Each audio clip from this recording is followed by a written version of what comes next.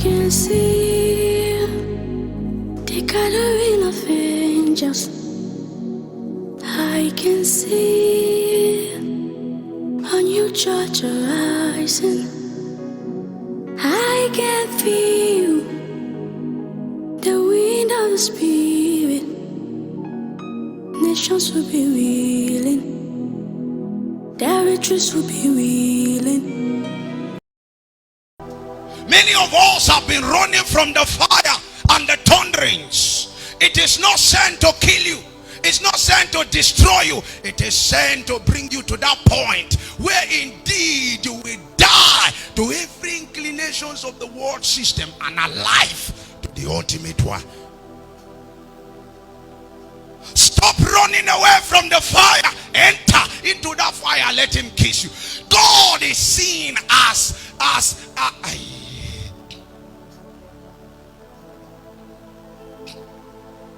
he is seen as a vehement flame. It's called Sheli Bataya. It's a dimension of the flames of God that needs to be kindled upon the heart of man that will consume you from inside. The Israelites, they call him Sheli Bataya. God, the vehement flame.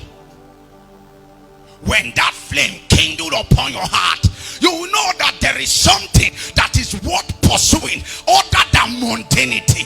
Many of us, the reason why we are fasting and killing ourselves is so that we will have prophetic. And the idea behind the prophetic is not because we have burden to help people. It's so that we can bamboozle people. And then we will collect their money. And then we will live large and come as senior prophet. The end of the seeking is not to know God. The end of the seeking is for self-preservation. That same thing that Jesus is laboring to kill is what we are desiring so much to preserve.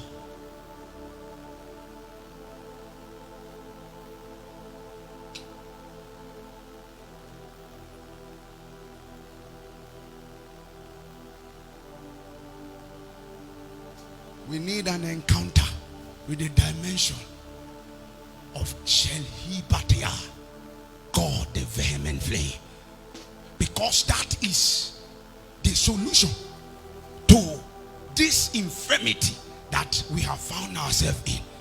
That he will kiss us with the kisses of his lips, because his love is better than wine. As choice wine is desirous to the drunkard, that is how the kisses of the immortal is desirous to him that have been kindled on his inside. So a day without talking to him is like you are dead. It's like something is wrong with you. But many of us go months and we don't remember our prayer altar, because the last time we were kissed, it's been long.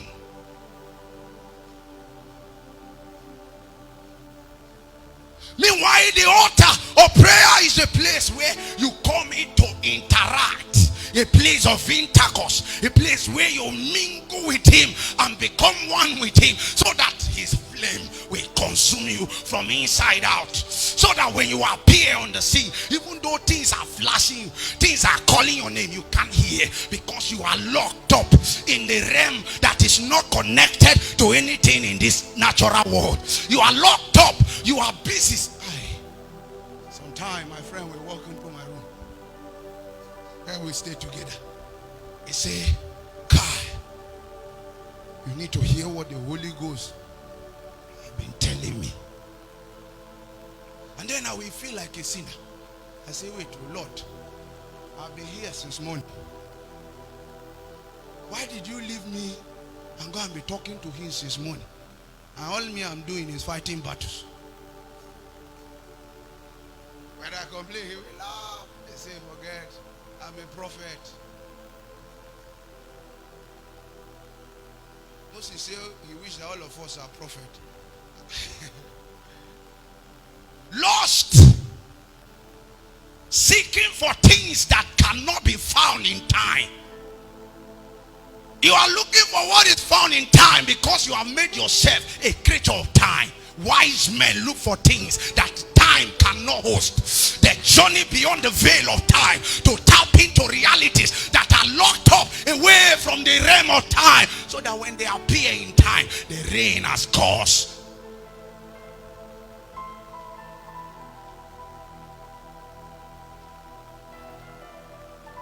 If you take census, whatever it is that is the object of obsession to you now, no matter how, think of it, if it is Bugatti Veyron, if it's Rolls Royce Phantom, whatever it is, subjected to the verdict of time, you will discover that a judgment is on it. It's vanity. It's vanity. The day God delivered me from the desires of the world was a day I was traveling for a meeting in the east, and the vehicle passed before one mansion. If you see the mansion, pass, anything money could achieve was achieved there. Limousine was parked there. The limousine was deflated, rusted. Nobody attending to it. And then the Holy Spirit began to teach me wisdom. This is the end of vanity. It's a manifestation of vanity. Whatever the object of your pursuit is, if it is not after immortal realities, it is a waste. So when you are 70, you are 80, you look back, you discover that all you use your lifetime to achieve is house and cars. It's a fake life. Wise men press it to God.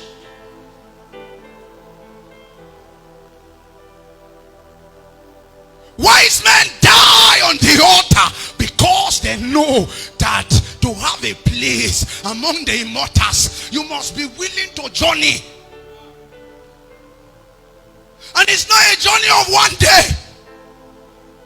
Bible spoke concerning Enoch. It said he walked with God and he was not, for God took him. He did not appear and was taken one day. He went today, came out, went 2 days, stayed there, came out, went 1 month, stayed there, went 6 months there, until God said, no, you have crossed the threshold of mortals. You can't stay among mortals anymore. Come up! And he was sucked into eternity. I read the story of a man that burned my heart. He's called the Maharishi of Mount Kailash. This man was an intercessor. He was burdened with the burden of God so much that he prayed all the time, until he got to a point that he said, no, neighbors are disturbing him. He left civilization and went to stay in a mountain called Tibet, the mountain of Tibet in India. There Jesus appeared to him, took his mortal heart and gave him an immortal heart. He said, you will not see death. The man have lived for more than 400 years. No death. He's there. What's he doing? Traveling for the soul of humanity. Some of you are feeling you are a prayer man. You don't know who came to strengthen you when that demon came to knock you off. You don't know who appeared in your room that night when you were almost taken away with slumber. You don't know the angel of fire that appeared in your room and gave you a knock and said, get up, and energy entered into you. This is why it is a childish thing to be proud in this kingdom.